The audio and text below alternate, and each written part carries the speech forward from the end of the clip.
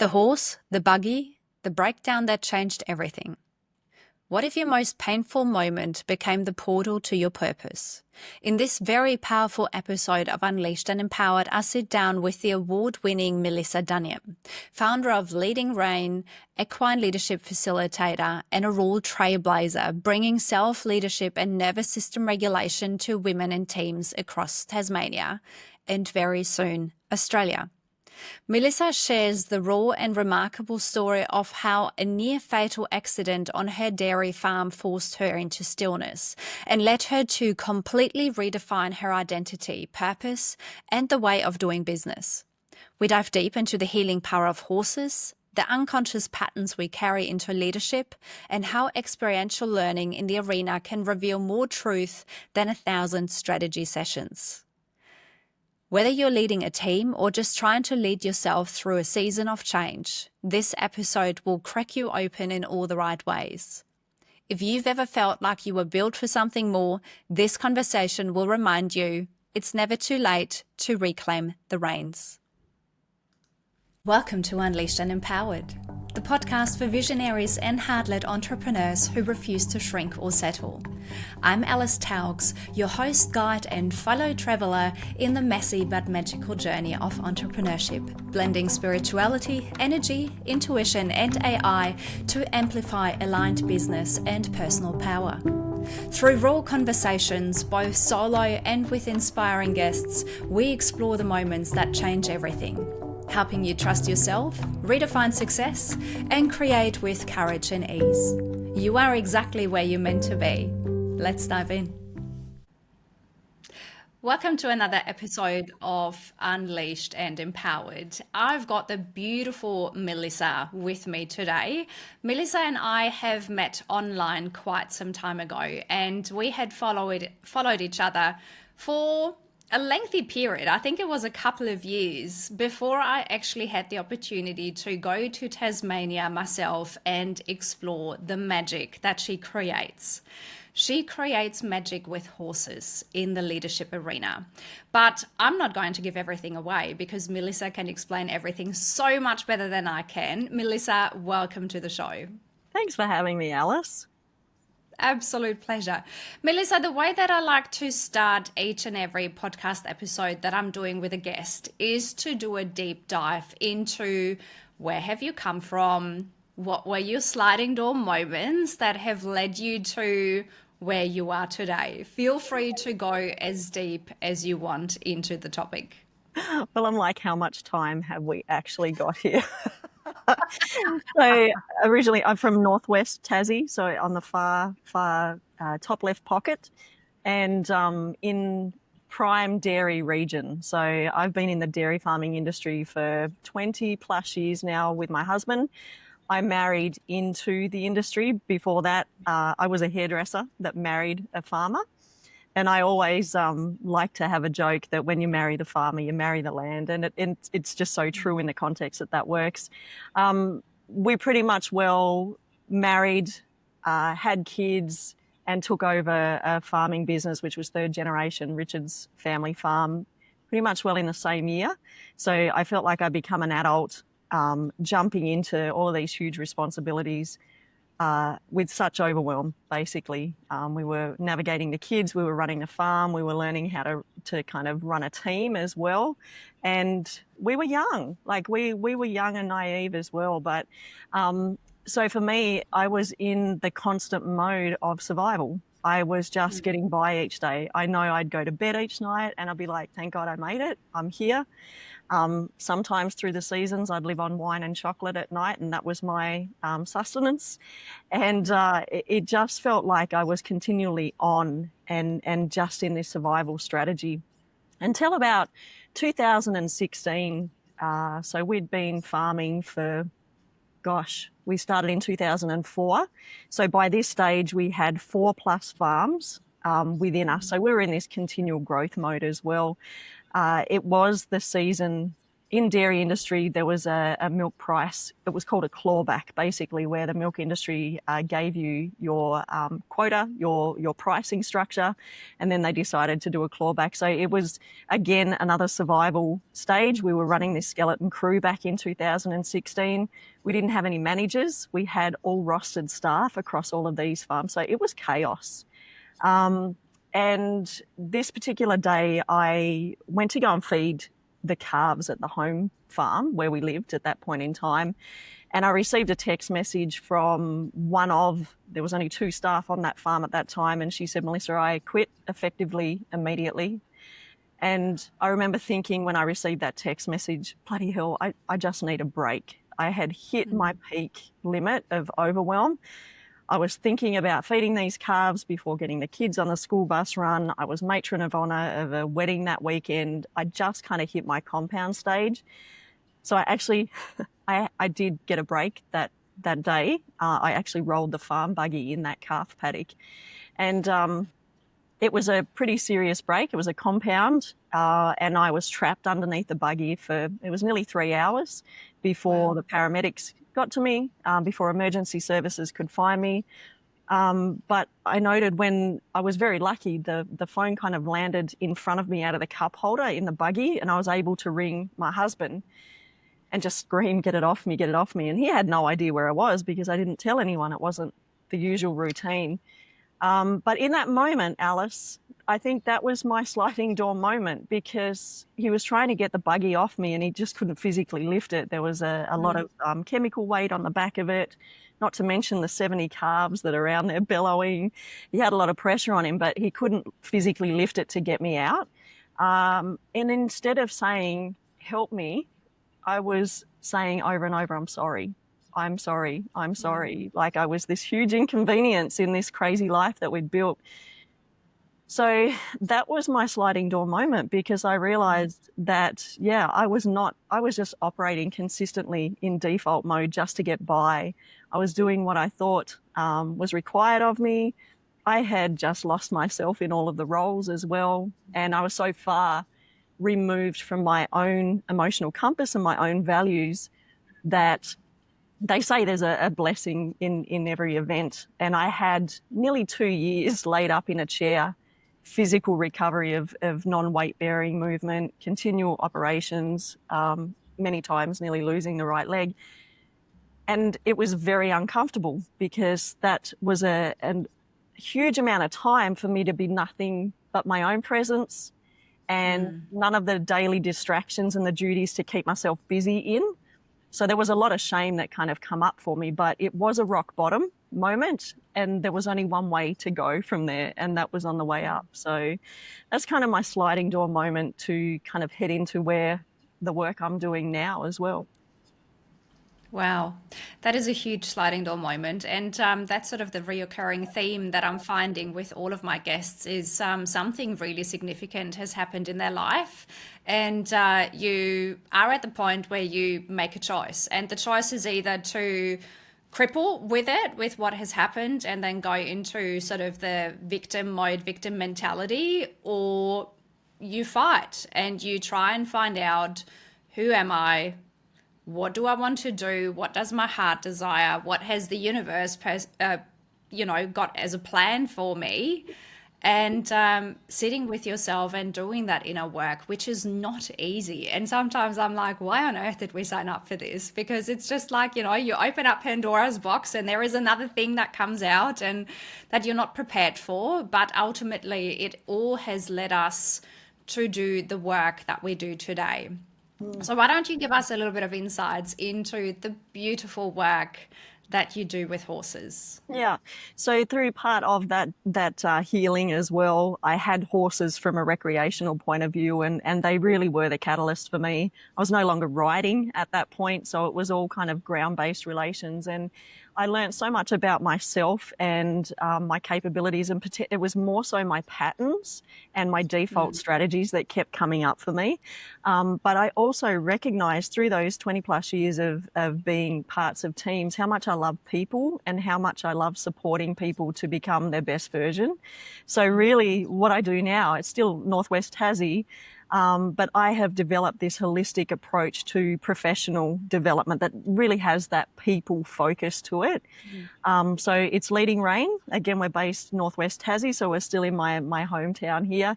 And I blend human behaviour insights. There's personal profiling tools as well. I have a two-prong approach now, Alice. So I have the workshops for businesses and leaders and teams. So that's really about building that leadership capacity and that team culture. Plus I have the women's events, which are the single day workshops plus a 3 deep dive immersion, which is what you'd come to. So that's a really deep journey of that self-discovery and that Pandora's box that you just mentioned. It's also a pattern decoding experience too. So you kind of get out of your normal environment because we go back to those default settings. It's just easier if I do it myself. I'll keep myself busy rather than asking myself these hard questions. But you actually come together in a really intimate small group of women that are not alike, but are aligned in the purpose of why they're there too. And I think that there's a lot of power sitting in that. And it's really about uncovering your natural strengths, not your adaptive performance that we have learnt to kind of get through and survive through the days. And maybe the belief systems too that are either helping or hindering individuals on their growth and that potential too to unlock that supportive space. I think is such a powerful part to really gain that clarity for individuals to work out, who am I beyond all of those roles and responsibilities? What do I want? What do I need to do to move forward there? And you just really find that clarity on what the next steps are for yourself.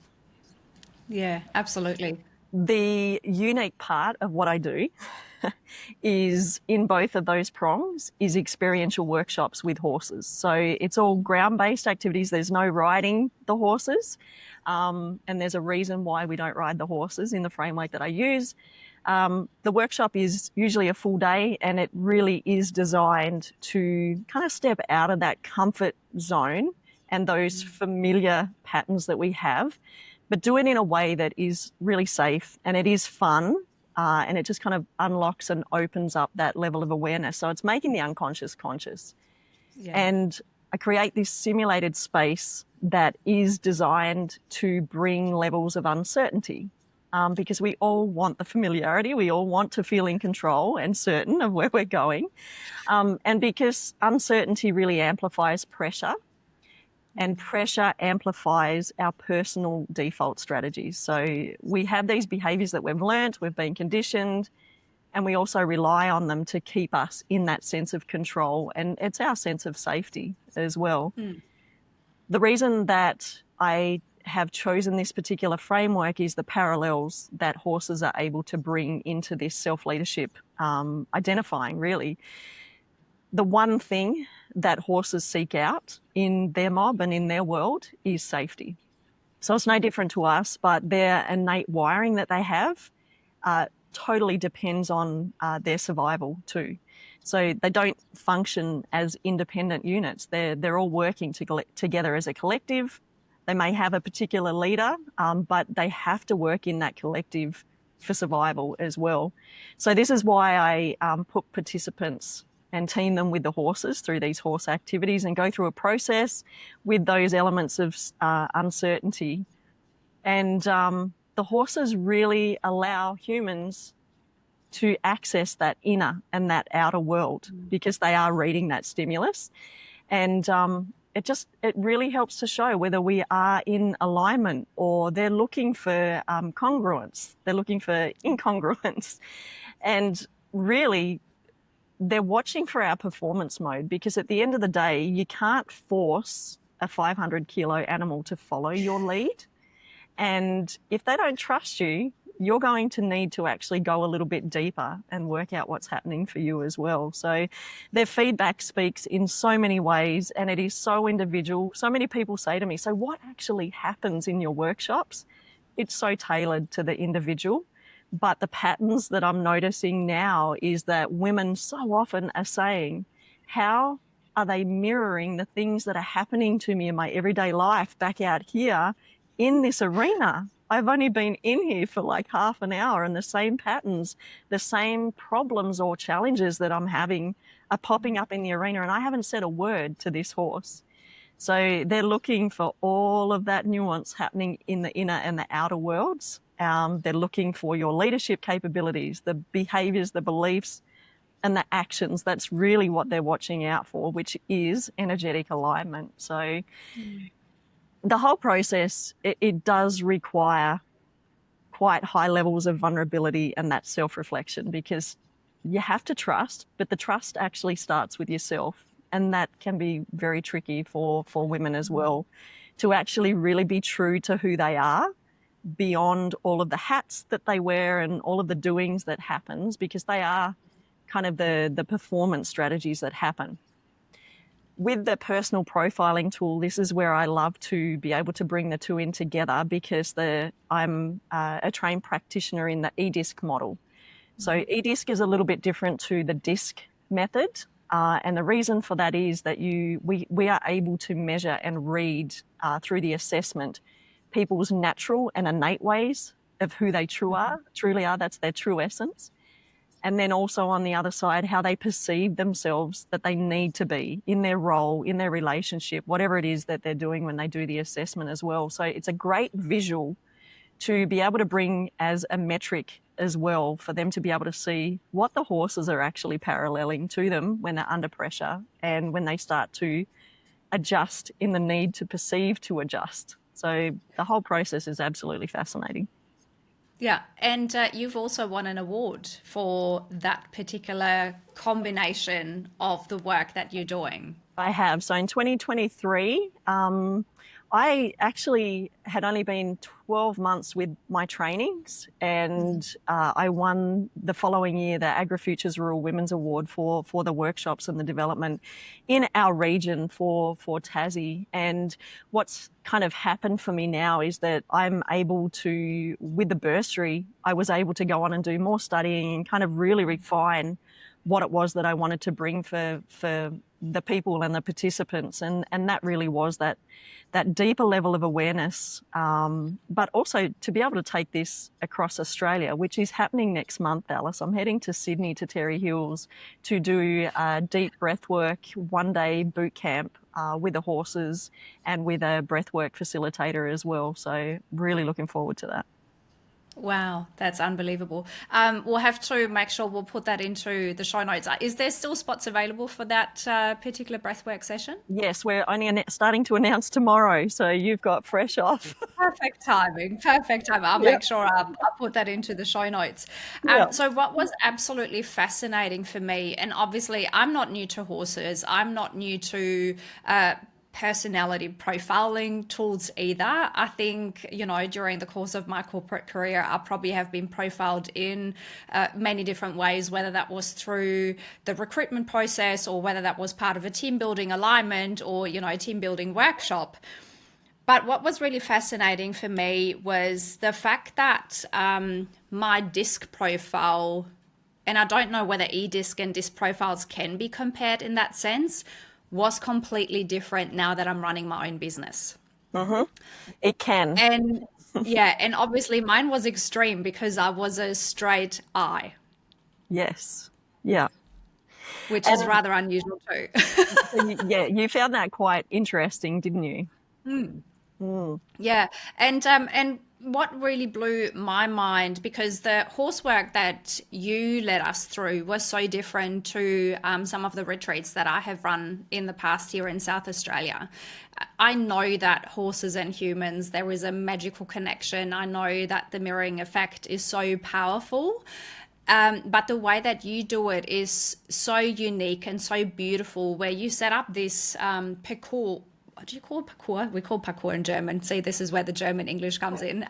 Like these little stations that you have to work through. And it was a lot of fun. But what always happens for me, I become super conscious of how I'm behaving, how I'm reacting, how I'm leading, what I'm doing. So it's almost like, you have this additional person watching over you. It's like, am I doing this correct? Is the horse following me? Am I doing this? Am I doing that? but you can't help but to bring your normal patterns into the arena, as you say, and for the horses to pick up on that within an absolute instant. Absolutely. Yeah. And so we had this moment where we were standing in a circle, we were reflecting on one of the exercises that we had just done. And I was sharing with the group that when I'm vulnerable and when I'm opening up, that's I have now been given that feedback that that's where the magic happens. And Leroy was standing next to me, and I couldn't really see Leroy because he was just sort of parked slightly behind me. And when I said that, he immediately relaxed in his entire body. And you stopped us in that conversation. You said, Alice, did you actually see what just happened? Mm. Because I didn't see it at that moment. I felt it, but I didn't fully see it. And for me, these are those magical moments where you're like, damn it. He's just articulated again what I have been given as so much feedback. It's like, don't put on the mask, don't pretend, don't act like you have all your stuff together, because in reality, none of us really do. We're all just making things up as we go. And by being that vulnerable and by sharing those insights, the inside and the outside energy and frequency matches. Yeah. Yeah. And that was such a beautiful reminder. Absolutely. And somewhere along the way in adult world, we forget to be curious. We become so serious with a lot of what we do. Part of the women's workshops that are the one days that I run are for local businesses. I now have women right across Tasmania that are attending these events, and the biggest thing that they're looking for is a place that it feels safe, that they can come into a room with, say, a dozen, 15 other women who are in big roles. We're talking board roles, business owners, high-level management, where they have to function at a certain level or be perceived to be seen that they have it all together. And what I love is that we create this space where you can walk through that door, and I say, you can hang every single hat up. You can take the rolls off, like whatever you need to do, slip into something more comfortable. Be prepared to be vulnerable and take off some of the armor, because that's where the horses really shine, when you can show up 100% as your truest version beyond all of that. And it's a really tricky thing to do, Alice, because we are conditioned day in, day out to feel like we need to be wearing the weight of everything on top of us. The other part to it is building the networks. I think when women realize they have allies, there's so much that they can accomplish. And like I said, I'm in Northwest Tassie. We are seen as a remote region for rural Tassie. To be able to create a space like that for other leaders, for other professionals that even run their own leadership organizations, are coming to these events because they know it's a safe space for them to be able to receive what they give to other people as well. And for me to be able to do that with the horses, there's two parts to it, is that they're kind of showing us a little bit about ourselves, but they're also helping us to regulate as well. Whether you're touching them, looking at them, talking to them, grounding yourself. Like, I never ever mention it too much because I just organically let the process happen. You would probably agree, the chaos or the confusion really that comes from the first activity, where you kind of have been prepared with all of the safety attributes, you head into the arena and you start going through some of those activities. What I notice happens, and I kind of circle this back to the E-disc or the 4-quadrant systems as well. It's very simple language to understand, is those default patterns that come out. I'll notice some people are asking for more information. Some people are just going and doing the task because they're so results driven, leaving the rest of their team behind. There's some people that won't move forward unless everybody's okay with what they're doing. Those patterns, I see them when we go out on the 3-day immersion. We'll go and do the hike around. So we stay at Sisters Beach, which is a beautiful little township and village there. And part of it is a national park walk. And I see it time and time again, the people who have that tendency of, we all need to travel together. Melissa, wait for them. We're all in this together. I just notice the patterns just popping up all of the time as well. But it is such a beautiful way to just go, oh gosh, the world can be beautiful. We just forget to look at it. So, Yeah.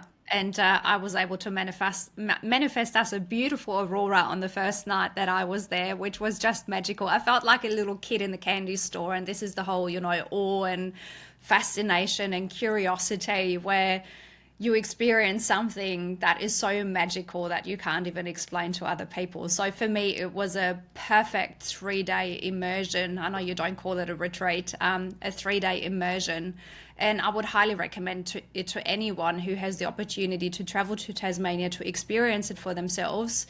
If it was easy enough to put the horses, and bring them over to South Australia, I would bring you here in an absolute heartbeat.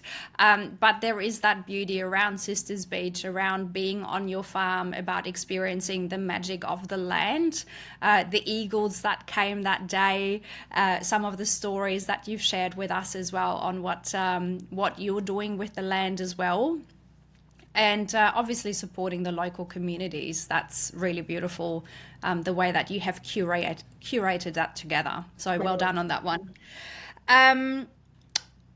What is it like for you living in such a small part of the world with such big dreams and such big ambitions, when the story could be, but shouldn't you be supporting the farm, your husband? Shouldn't there be a different path for you? and that was part of the process that I kind of went through that journey of accident to personal alignment, basically. And I think with the tools and resources that I gave myself, because I went and invested in my professional development, my own personal development along that journey as well. And I think with those resources, what it actually did for me was to be able to build a more high quality language, Alice, to be able to have those conversations with my husband, with my family, to really understand that I've done a certain thing for so long, but there's something beyond this. I don't want to be living in a role that's sucking the life out of me. I want joy. I want to be able to shine in my best light, to wake up every single day not thinking I'm going to be late for the cows. I want to be thinking I can't wait to get in the arena with the horses and this team that I have coming through today. So I am extremely grateful, not lucky. We've worked on it.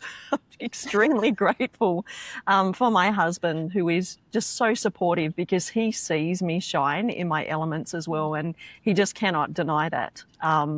So to have that support, I think we worked really hard for 20 plus years to kind of get to that point where we could have some sense of freedom in what we were doing. Yes, it was in a survival strategy, but along the way, when I kind of did the self-reflection work on myself and that deep diving, well, I knew where my strengths were and I knew what my values were. So kind of going through that process of understanding what life stage I was in as well, because that matters too, but also to really paint a different perspective, or a more high quality perspective on the way that you see it. In part of the workshop, sometimes I talk about having a fogged up lens of a window. We can only kind of see through so much there, but once we've kind of cleared the view, there's so much more than what we originally thought to things. So for me, I kind of cleared the fog.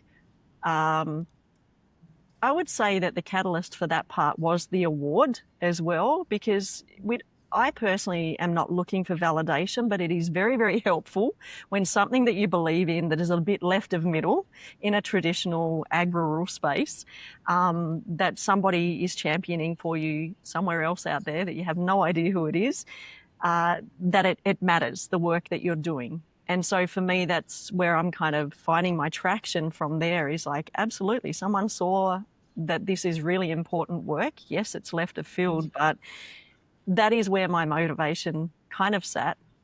But the biggest motivation for me is seeing the changes in the women that are coming through these workshops, because again, it only took for one person to kind of clear that fog a little bit, or believe in them, or help them understand something in a way that they hadn't really put the words to before, to be able to build their courage, to be able to go home to their partner, to their life, and actually do an audit and work out what is serving and what isn't anymore, because we can't stay the same version of identity the whole way through life.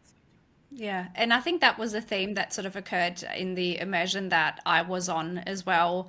I think every one of us was clearer as to what we wanted, what our heart desired, and then having the courage to go back and having those conversations with our partners.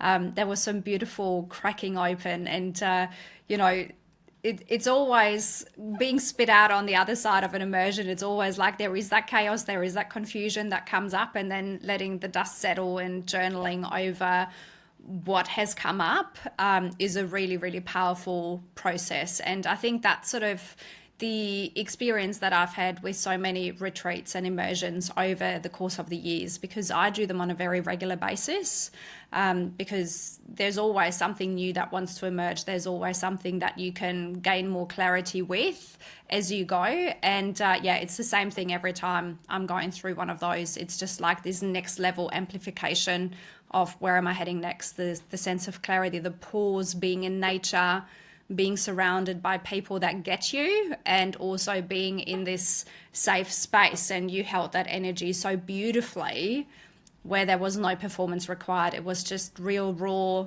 However you showed up was perfect. Yeah.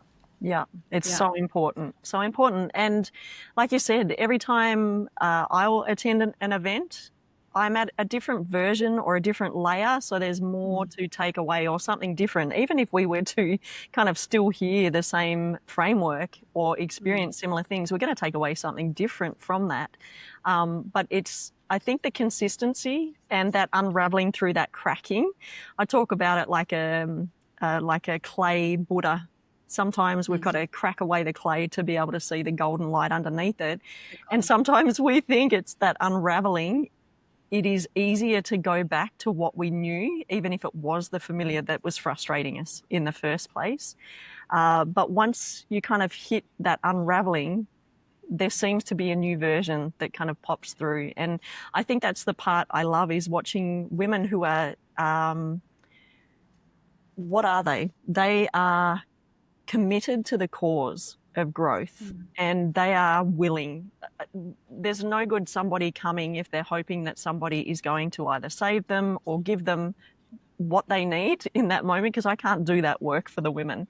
But they need a willingness and that sense of that vulnerability and that sense of curiosity and that sense of, yeah, this is going to feel exposed, but we're looking for the gold underneath. And once kind of women go through that, so part of what we offer is the 3-day immersion, and I will circle back within about 3 weeks to the women and go through about an hour and a half with their eDisc profiling unpacked to really show where those patterns that potentially come up across the 3 days, that we can visually see them, and we can go through their strengths and we can work out the areas that have room for growth, or where are they, in what way are they living in their life from energetic spread that they're heading in a direction of burnout. So if they're not heading towards purpose, and they're heading in a direction that's not really serving them, we get to have even deeper conversation around that as well. So yeah, it's definitely something that I absolutely love and so passionate about, Alice. So one thing that obviously blew my mind when I first started hearing about the horse and human connection from a more natural horsemanship point of view, it opened up this world about you can actually work with horses without riding them. Now, there might be some listeners on this podcast that have only ever experienced riding horses, and it almost feels like, again, this thing that we have to do, it's like this task that needs to be accomplished. Do you want to invite some curiosity and perhaps some opening up about what can be experienced once you start working with horses on the ground? Well, once we kind of take away, I call it like it's like dictative leadership. When we talk about riding horses, we're doing the task with a purpose and an outcome for ourselves. Now, horses are willing, They're willing to oblige. They are just such amazing creatures in that regard. They are prey animals, and we're predators. That always blows me away, that they will just kind of allow us on their back to do the thing. But it always, riding comes with that sense of our own purpose and our own objective, our own outcome at the side of it. So when we kind of take away that form of leadership where we're in that control measure and we bring it back to a collective leadership, when we are more consciously aware of other people's needs in the relationship, in the way that we know what we want. You hear it quite a bit. Well, that's just who I am. Well, that's excellent if it works for you and you are an individual in a solo world. But we are dealing with many different energies, many different attributes, and learning how to adapt is the biggest strength of all. And I think for us, horses just silently adapt because they're naturally pleasers. I've seen in the arena, sometimes I've had to pull horses out of the programs because they not speaking, but they're speaking in a way where they're shutting down because the noise is too much for them, emotionally, energetically. Some people, it's quite a sad thing to watch. So it's not for every horse because it's a lot of emotional intake for the horses as well. So that's why some people say I'd like more time with the horses. They're my teammates. So I want a sustainable business model for these guys, and they deserve that too. So we get a taster of ourselves, and it's just great when we hang with the horses. But through the ground activities that we do, working with them in that team collective, that we've all got to be on board. There's cryptic challenges. They can be interpreted in different ways. Again, they're designed to amplify our own natural tendencies when we're under pressure. But the horses, you kind of learn to actually speak to them through their language. You learn to observe them. You learn to watch the cues. Some people overthink it as well and go into their own freeze mode. But some horses go into freeze mode because the information confusion is too much for them as well. So many dynamics for me as a facilitator that I can step in. I'm constantly assessing the safety and well-being of my horses. That's my whole objective, that everybody stays safe. But the first focus for me is this too much for my horses? But any time that I will see a shift in something that people are talking about, because we get into the thinking mode, Alice, instead of leading with our heart. And once we kind of go through the analytical presence there and we start actually asking innately, what are we feeling, or what is required for us to kind of work here? You think about it from a corporate perspective. If you're thinking there, you have a lot of titles, a lot of layers and silos and the roles. Sometimes there are very quiet people who have so much capability to become leaders that it's not their strength to be the squeaky wheel. They're just quietly going about their thing, not really knowing that they're there. Horses will be attracted mostly to those people who are observing rather than telling. And so bringing it back to that working with the ground base, I think that the best thing is that it becomes not only a performance review, but that energetic review of how are we showing up. And you don't have to wait 3 months for it. It's all done in live time. You can take that and you can do what you wish with that information. But the process itself goes through such a deep level of self-reflection. We're not just in the arena and then that's done. We move on to the next task. We do a lot of debriefing, a lot of conversations. And I think the best part for me is that, just as you mentioned, just facilitating and making that space for people to go through that process themselves. And horses are just part of that journey. But my main focus is making sure that my teammates are okay through the process. Yeah. The reason why I'm asking is because when I moved to South Australia, I moved to rural South Australia, and I knew nobody. And so I put out a post on Facebook saying, hey, I love horses. If anyone has a horse that just needs a little bit of love and care, let me know. I'm not necessarily interested in riding. I just want to be surrounded by horses and perhaps even get to know some other human beings that just happen to be on the farm or adjustment or wherever as well. And Jo, who ended up becoming a dear friend, she immediately reacted to the post and she said, I've got this beautiful mare. She cannot be ridden, but she has so much love to give. And so we established this absolutely beautiful relationship where I just got to hang out with her. And I think that was the first time when I really started experiencing just hanging out with horses and just seeing how do they react. Do they want to be touched today? Do they want to be cuddled today? Or do they just want to have the energetic connection and then just walk away once they've had enough? And that was a really, really beautiful relationship that we've had for a couple of years. And I always called her my psychologist because even though there wasn't always language that was exchanged, it was just sitting in nature, observing, noticing what comes up, what am I thinking about. So it was a really, really beautiful relationship that we established. And I think you've just nailed that ground-based working with the horses. Like if your focus is to build that relationship, it kind of needs to start with the relationship with yourself in how we're showing up. And that's what we've kind of done in the arena. But the presence is such a big thing where it's not outcome focused on, it's not a goal that we're trying to achieve here.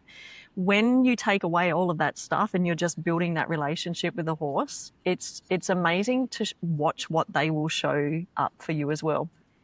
When after my accident, I was desperately seeking outside time, and my daughters wheeled me out in the wheelchair to a young foal that I had. She was about 12 months old at that stage.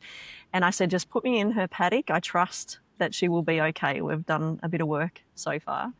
And, you know, she's come up. Yes, I look different, like I'm in a wheelchair and I've got a leg elevated. But her first instant reaction, her nose went straight to the compound, straight to the compound. And here I've just had my second full hip replacement. And the day that I went out to catch up with Leroy and to catch up with Brax, Leroy came straight up. Now he could choose anywhere on my body and he went straight to the left hip. So this is the nuance that the horses are assessing that stimulant. That energy in my body, I have a blockage there because my body's trying to heal that area. So my energy feels different in that space as well. That was the first thing that I noticed back in 2016 that built my curiosity to go, what is this? Like, that didn't just happen once. That happened over and over. They're checking in on the heat of the leg. They're checking in on me. You look different. You feel different. Are you okay? Like, are you still you? Am I safe? And I think that's kind of where it started for me. I think the most beautiful part that came from that, Alice, that would just organically happen was the horses started to show their true self as well. So they weren't just like, oh, this is the routine. This is what I have to do. We get bridled, we get saddled, we go out, we train like routine. They start to get curious themselves and they start to get playful as well.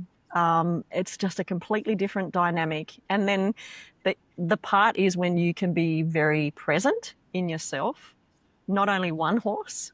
If they're watching what's going on there, you'll have the rest of the mob come over and be part of that as well. You see sometimes people are doing Reiki on tables and then the horses, would love to be involved in that. And it's not woo-woo, it's energetic alignment. They're showing the blockages. They're showing those areas. We are all energy. So their systems and their radars, even their bullshit radars, are much more attuned to than ours are. So we just kind of dismiss that, and it's such a powerful part. It is a very powerful part. Now, I would love to just share with the listeners on how we actually met, because what a lot of people don't know is part of my journey on how I ended up with the business that I have. Because it could have very easily been the purchase of an adventure horse riding business that was based out of Tasmania. And that's actually how we met. So when I was getting closer to 38 and all these big questions starting coming up for myself, and I started wondering, what is it that I am going to do next? This whole well-being theme came up, but then also the adventure and the travel theme came up. And then, Jeremy started putting out into the world that they were going to sell their business. And then they put me in touch with you to just have a conversation about how you're running the Tasmanian operation. And at that time, I was convinced that I was going to somehow magically buy the Barossa Valley side of that business, and where I would be running it. I wouldn't necessarily be riding and leading, but I would be running the business side of operations. Obviously, the universe had very different things in store for me, so the opportunity didn't end up eventuating. But I think it just shows that on the path of getting curious and getting to know yourself better and trying to find out what is next for me, there is certain experiences and certain opportunities that we have the opportunity to look at that may not necessarily be what we end up doing. So if the universe decides to close some doors on you, it is not all bad. No, absolutely not. And there's always something that we tend, life is not linear, as we know, but we tend to forget that some of those forks and some of those crossroads are the next level. They are that next step that we're not necessarily looking for, but it's knowing that it's an accumulation and an evolution, that we're building blocks to whatever's next and the opportunities out there as well. And I find it fascinating, Alice, that we had that potential knocking on our door and that wasn't it, but it knew that we would connect again in some other way, shape or form. And here we are as two business owners, individuals that are in alignment together. So Exactly. Because, like potentially continuing on that path would have not allowed you to step further into your business either. So, yeah, it's all divinely orchestrated. It's just sometimes we don't really know how and where and when things are going to eventuate. Now, with your award, obviously the story that you shared with us could be seen as selfish. It's the same thing for awards. Sometimes people say, well, if you put your name out there for awards, isn't that selfish? Like, especially if you self-nominate. But I think what you have shared with us is just this different lens on how it can elevate your business to that next level, even probably through the application process, because you start learning so much more about your business. You start seeing your business perhaps even through a different lens because of the questionnaire that they put to you. Do you want to share with us a little bit what that process was like for you and what that allowed you to do? with the AgriFutures Award, because I kind of want to jump back to now with that self-nominated. So this was an application process. You then go through an interview process. You then go to the panel, and then once you've kind of hit those stages, if you win from the state level, you then go on to national level. So it was a lot, and there was a lot of PD that happened through that process. Pitching to politicians, pitching your plug in a national space, how to pitch to an interview panel, how to present at Parliament House in front of 2,500 people. There were a lot of things that took me clean out of my comfort zone. I was, as my industry says, just a farmer. And so there was a lot of imposter syndrome that happened for me. But what I realized, Alice, is if I didn't reach, I would continue to revolve in that door and watch those potentials just go around and around, possibilities, never stepping out. And what the process really taught me was that imposter that comes out, I need to really listen to that, because if I was familiar with it, it would be safe and I'd be doing the same thing. So this was always my ascension to the imposter, is whenever I feel uncomfortable, I'll share with you, podcasts are new to me and they always bring that sense of nervousness. And my default strategy is to get into the words, make sure you say everything right, Melissa. What is happening now is I'm learning to trust the process and learning to trust my intuition, which is what naturally gets me anywhere. So through the process of the award, I started to pay attention, not just to myself, but to the other women that were across the states and territories that were winners as well. And I was noticing the pattern there. I guess that's the evolution of my business as well, is that I'm listening for patterns, not stories. And watching them, there were things like, oh, I'm not ag enough to win this, or I'm just focused on what I'm doing. It doesn't matter where we play. It's whether or not people take those masks off and that performance and get raw and vulnerable about the thing. So when it comes back to self-nominating, I think it was the revolving door moments that kind of made me realize, do you want to stay here for another 10 years? You love being comfortable, Melissa, and that's okay. I've learned that that's my strength and my superpower and also my struggle. So the more that I've identified myself and my strategies of keeping myself safe, I know now that I can stretch safely without blowing myself up. And that has been a process that I will continually go through.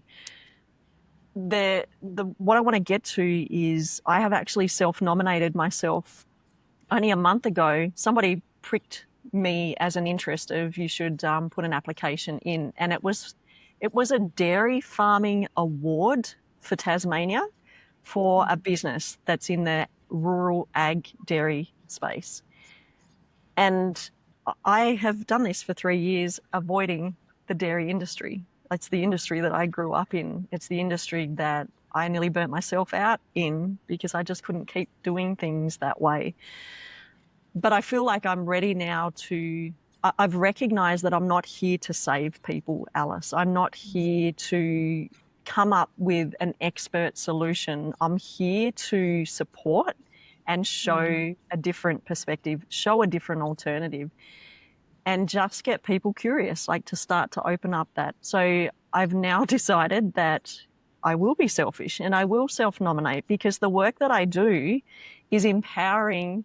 And that's the question that I have to ask myself. Is this service, what you're doing, making impact? And where can you make impact next? And I think it might be a scary industry, but the impact that we can make in teams and the impact that we can make for young people who aren't given a platform to develop their leadership capabilities, that just kind of evolve into roles without any kind of self-awareness in that process or awareness of others.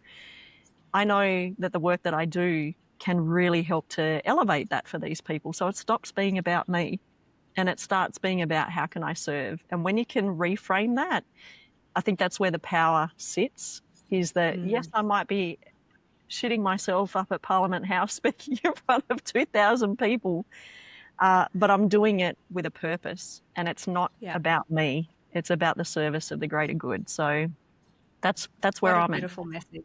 Yeah, that is such a beautiful and powerful message to share. Thank you so much for that. Really appreciate that. So what's your dream for your business? Where are you heading, and what's reaching for the stars looking like for you? Reaching for the stars is building a business that I love, so we can tick that. Building a business that I want to get up for and learn. I think I didn't actually identify as an entrepreneur up until this point to realize that I can do and wear lots of hats and do things, but I love the learning process. But through the marketing structure, I think that's been the biggest key for me. So when I won the award, I put my bursary into a business coach and investing in 2 new frameworks that I could bring and implement into the horse programs. The horse programs alone, with what I'd trained for, were excellent, but I knew it could go deeper for women through that self-reflective, but also for the team side of things. So that's where I did the EDIS practitioner training from level 1 to 2. And then also it's called EFF, which is an emotional fitness formula. So there's like 5 core pillars within that I bring into the horse programs and have kind of made that my own unique model. But I'm ready. I think I'm ready to get out of that revolving door, Alice, and go online so that it's not condensed just to this region. I want women to come to Tassie. I want them to experience the Northwest. But to build that container of community, I think I could be doing something online and then having those retreats. So I might be looking at changing the model, but the biggest goal for me is traveling and being able to experience other women that have come through the programs, see how they're running their businesses, see if we can collaborate together. I think that high quality connection is such a driver for me as well. And that is something that I've realized I have no interest in lower vibration. So I'm not interested in attending a gossip session or I call it a stitch and bitch. Like I'm just so growth driven. And I know my mum says to me, you make me so tired, Melissa. Why do you have to strive all the time? But I also now understand with the frameworks that I'm now trained in, I'm walking the talk and now talking about the walk that I did. And I think there's key in that too, is that we can become facilitators that are teaching. But if we're empowering through showing a process that we've gone through ourselves as well, women self-identify, and when they can resonate to your story where you're real, I think that's the key element. That authenticity is what it sounds like. What's the big dream for me is to stay myself, Alice, through the process. How beautiful. Remind us, are you a manifesting generator in human design? Um, Do you remember? I can't remember. We'll have to look it up and see if you're either a generator or a manifesting generator, because obviously with what you're explaining and sort of the processes and the frameworks that you're putting together, it very much sounds like manifesting generator energy to me. Yeah. Have you got it somewhere to look it up? I think I'll look, see if Bosborough? I can find it. No, I'm not sure where I've put it. That's going to bother me now. We'll have to pause this. Let me just pick up. All right, why don't we pause? I've never done this before, so why don't we pause? You can have a look and then we'll continue the conversation. Yeah, that's a good idea, because I'm pretty sure that it came up with something else as well, which surprised me. All right. We'll give it a quick pause. All right, so we're back. We just ran Melissa's chart on my website because she couldn't find it. And drum roll, she's a manifester. So this is really interesting because manifestors are obviously here to cause little revolutions and kind of run a cause that they really have their heart and mind set to it, and then, rally the others to kind of follow along. But what it also means is that you're a non-energy person. And I think that's partially one of the reasons why, the dairy industry was so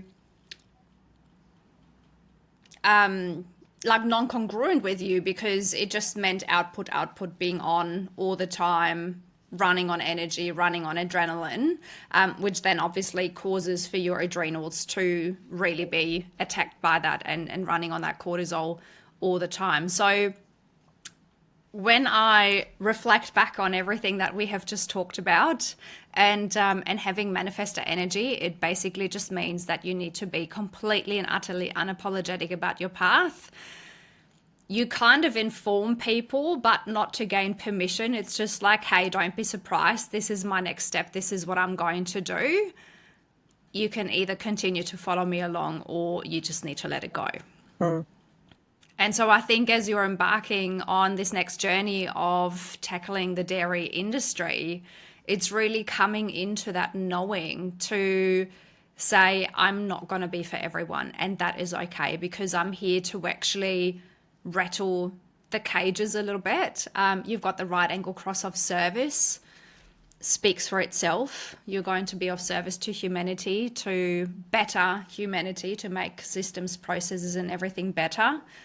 But yeah, people will be offended. People will be having reactions to it. And I think because you have such a beautiful presence, and because you're so aware, you can actually deal with that much better than other people would have probably been able to do that on that path.